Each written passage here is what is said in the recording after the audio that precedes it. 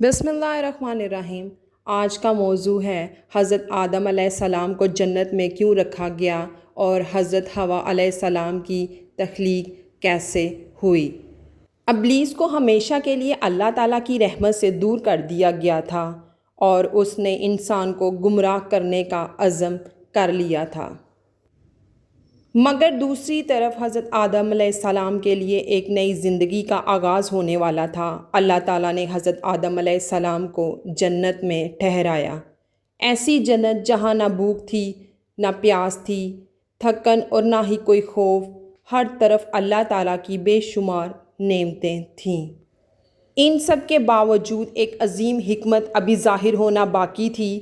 آخر اللہ تعالیٰ نے حضرت آدم علیہ السلام کو سب سے پہلے جنت میں ہی کیوں رکھا؟ حضرت حوا کی تخلیق کیسے ہوئی؟ اس فیصلے کے پیچھے کیا حکمت تھی؟ آئیے قرآن مجید اور صحیح احادیث کی روشنی میں اس عظیم واقعے کو جانتے ہیں۔ اللہ تعالیٰ نے ابلیس کو اپنی رحمت سے دور کر دیا اور حضرت آدم علیہ السلام کے لیے ایک نئی زندگی کا آغاز ہوا۔ حضرت آدم علیہ السلام کا قد کتنا تھا؟ صحیح بخاری کی روایت کے مطابق اللہ تعالیٰ نے حضرت آدم علیہ السلام کو 60 ہاتھ قد پر پیدا فرمایا۔ رسول صلی اللہ علیہ وآلہ وسلم نے فرمایا، اللہ تعالیٰ نے آدم کو پیدا کیا، ان کا قد 60 ہاتھ تھا۔ وقت گزرنے کے ساتھ انسانوں کا قد بتدریج کم ہوتا گیا، لیکن حضرت آدم علیہ السلام کو اللہ تعالیٰ نے ابتدا ہی سے غیر معمولی قد و قامت عطا فرمایا تھا۔ حضرت آدم علیہ السلام جنت میں تھے، ہر طرف بے شمار نعمتیں، سکون اور اللہ تعالیٰ کی رحمت تھی، لیکن اللہ تعالیٰ کی حکمت کے مطابق حضرت آدم علیہ السلام کے لیے ابھی ایک اور عظیم نعمت باقی تھی۔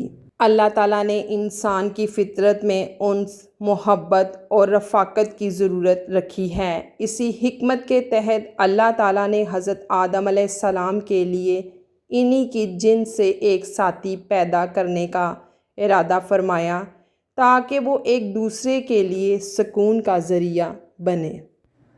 اسی حقیقت کی طرف قرآن مجید اشارہ کرتا ہے۔ اللہ تعالیٰ فرماتا ہے، اور ہم نے فرمایا، اے آدم، تم اور تمہاری بیوی جنت میں رہو۔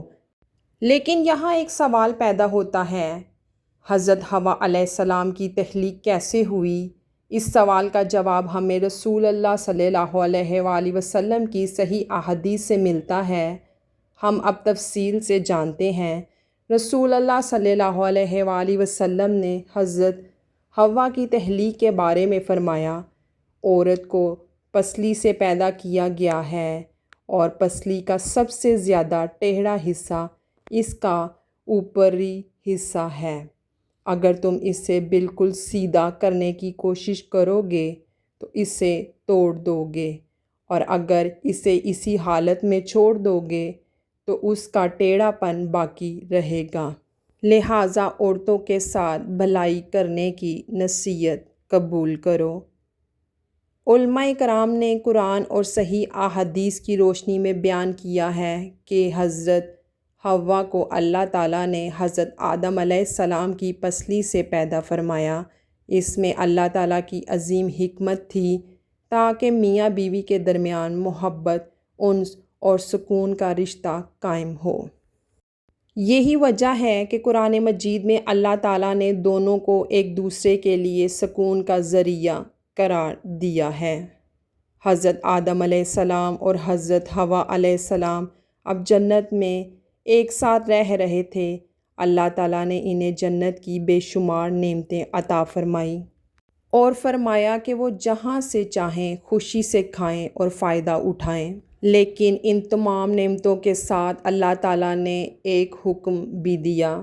ارشاد باری تعالیٰ ہے، ترجمہ، اور ہم نے فرمایا، اے آدم، تم اور تمہاری بیوی جنت میں رہو اور جہاں سے چاہو خوشی سے کھاؤ، لیکن اس درخت کے قریب نہ جانا ورنہ تم ظالموں میں سے ہو جاؤ گے۔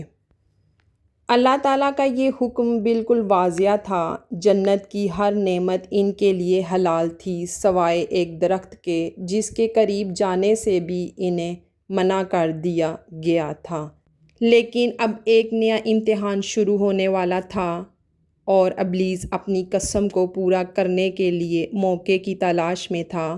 حضرت آدم علیہ السلام اور حضرت حوا علیہ السلام کے لیے اللہ تعالیٰ کا حکم بالکل واضح تھا۔